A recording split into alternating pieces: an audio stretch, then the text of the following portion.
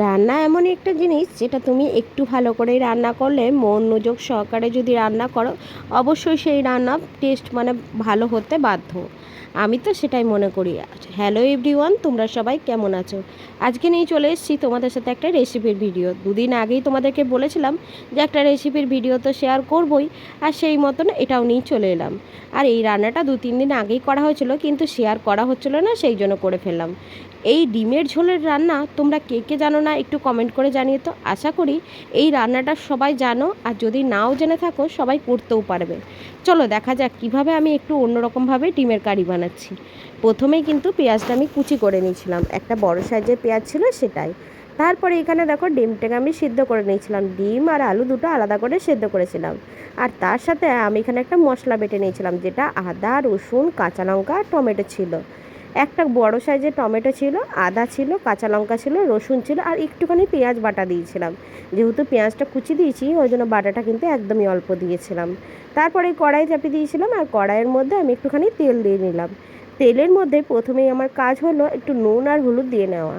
যেহেতু আমি ডিমের গায়ে নুন হলুদ মাখালাম না, সেই জন্যই কিন্তু সেখানের মধ্যে দিয়ে দিলাম কড়াইয়ের মধ্যে। তাতে কিন্তু ডিমগুলো সম্পূর্ণ পরিমাণ নুন হলুদে পরিপূর্ণ হয়ে যাবে, সেই জন্য। তারপরে সেটাকে আমি লাল লাল করে ভেজে নিলাম। আজকে যখন বাজারে ডিম আনতে গেছিলাম তখন কিন্তু ডিমটা আমাকে একদম ঠকিয়ে দিয়েছে। ডিমটা দেখো যখন সেদ্ধ করার পরে ছাড়াতে যাচ্ছি তখন পুরোটাই ভেঙে ভেঙে যাচ্ছিল। সে আর কি করা যাবে, ডিমটা তো সেদ্ধ হয়ে গেছে, সেই জন্য সেটা দিয়ে রান্না করতে হবে। এখানে সব মশলাগুলো আমি আগের থেকে রেডি করে নিয়েছিলাম। আমি রান্না করলে না সমস্তটা আগে গুছিয়ে তারপরেই রান্না করতে পছন্দ করি, যেহেতু হাতের সামনে সব কিছু পাওয়া গেলে তখন কিন্তু রান্নাটা খুব তাড়াতাড়ি হয়ে যাবে। আর যেহেতু অদ্রিত খুব দুষ্টুমি করছিল, সেই জন্যে কিন্তু অনেক অসুবিধা হচ্ছিল। একবার করে ক্যামেরাটা এদিকে ঘোরাতে হচ্ছিলো, একবার করে আমার দিকে ঘোরাতে হচ্ছিলো। তারপরে দেখো ডিমটাকে লাল লাল করে ভাজা হয়ে গেল, তখন কিন্তু আলুটাকেও ভেজে নিলাম। আর সেদ্ধ আলু প্রথমে একটুখানি ভাজতে অসুবিধা হয়, তারপরে যখন কড়া করে ভাজা হয়ে যায় তখন কিন্তু আর কোনো অসুবিধা হয় না যখন তোলা হয় পাত্রে। আমি কিন্তু সেই মতন তুলে নিলাম। তারপরে কড়াইয়ের মধ্যে যে তেলটা ছিল সেই তেলটার মধ্যে একটুখানি গরম মশলা দিয়ে দিলাম। গরম মশলার মধ্যে ছিল একটা দারচিনি, একটা লবঙ্গ, আর একটা কিন্তু এলাচ।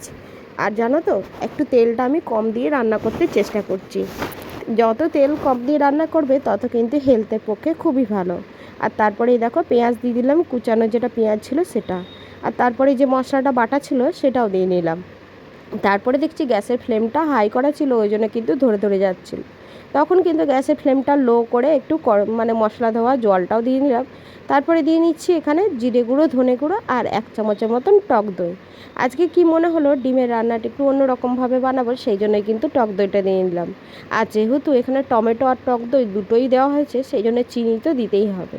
তোমরা চিনির পরিবর্তে কিন্তু গুড়টাও ইউজ করতে পারো, কিন্তু আমার বাড়িতে যেহেতু গুড়টা ছিল না সেই জন্য চিনিটা দিয়ে নিলাম। আর তারপরে দেখো মশলাটা ভালো করে কষিয়ে নিচ্ছি।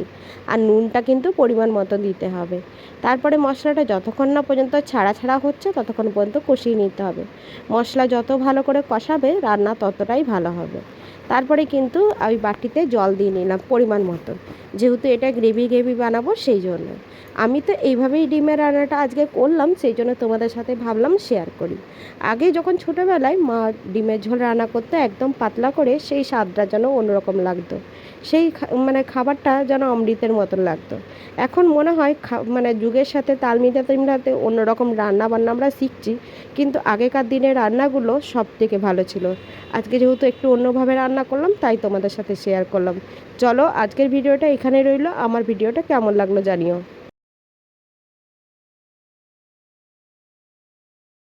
আর যদি ভিডিওটা ভালো লাগে তাহলে একটা লাইক, কমেন্ট আর শেয়ার করে দিও।